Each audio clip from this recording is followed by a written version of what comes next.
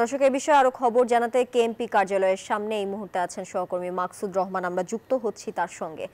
Maksud, SI সুকান্তকে গ্রেফতারের পর বিক্ষোভকারীরা কি বলছেন?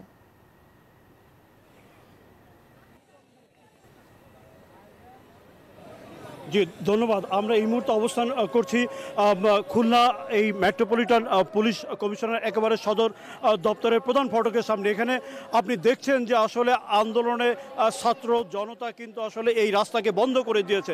তারা এখানে দ্বিতীয় দিনের মতো কিন্তু প্রধান ফটকে তালাবদ্ধ করেছে এবং একই সাথে কিন্তু এই সড়কের টায়ার জ্বালিয়ে অগ্নিসংযোগ করেছে। আন্দোলনের এই মুহূর্তে উত্তাল এই খুলনা নগরী। আমরা দেখেছি যে বৈষম্য বিরোধী ছাত্র আন্দোলনের নেতাকর্মীরা একই সাথে ছাত্র দলের নেতাকর্মীদের পাশাপাশি একটু আগে ইসলামী আন্দোলনের এক ঝাঁক নেতাকর্মীরা কিন্তু এই আন্দোলন স্থলে এসেছেন। তারা এই আন্দোলনের সাথে সম্পৃক্ততা জানিয়েছেন। ফ্যাসিস্ট সরকারের দোসর এবং নিষিদ্ধ সংগঠন আওয়ামী লীগের মদত দেওয়ার উদ্দেশ্যে মদত দেওয়ার অভিযোগ জানিয়ে কিন্তু এই আন্দোলনকারীরা পুলিশ কমিশনারের পদত্যাগ দাবি করছেন। একই সাথে যে জুলাই আন্দোলনের নির্যাতনকারী যে পুলিশ কর্মকর্তা এসআই সুকান্ত, তাকে কেন খুলনায় গ্রেপ্তারের পর ছেড়ে দেওয়া হয়েছে সেই ব্যাখ্যা দাবি করছেন।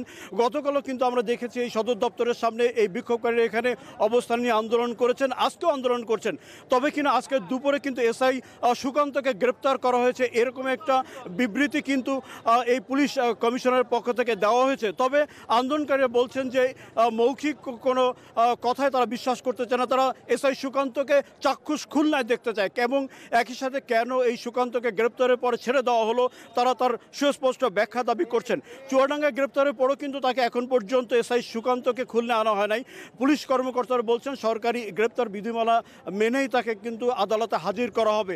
তবে কিন্তু ছাত্র জনতা সেটা মানতে নারাজ। তারা কিন্তু আন্দোলনে একাট্ট এবং আন্দোলনে কিন্তু আসলে উত্তাল অবস্থা বিরাজ করছে।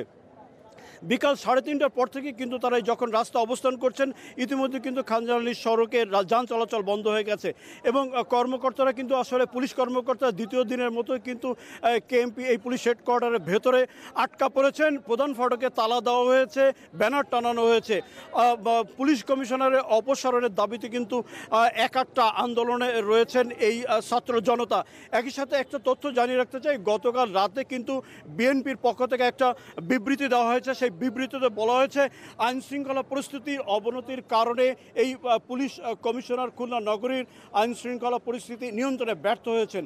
একই সাথে এই যে ফ্যাসিস্ট সরকারের নেতাকর্মীদের মদত দিচ্ছেন এই অভিযোগও তার বিরুদ্ধে আছে। তো এই ছিল খুলনার আন্দোলন থেকে সর্বশেষ। আমরা ফিরে যাচ্ছি স্টুডিওতে। মাকসুদ, আপনাকে ধন্যবাদ। দর্শক, কেএমপি কার্যালয়ের সামনে থেকে যুক্ত ছিলেন সহকর্মী মাকসুদ রহমান। বান্ডেল থাকলে প্রতি সেনমানিতে টাকা বাঁচবে। বিকাশ সেনমানি বান্ডিল কিনে জিতুন প্রতি লেনদেনে।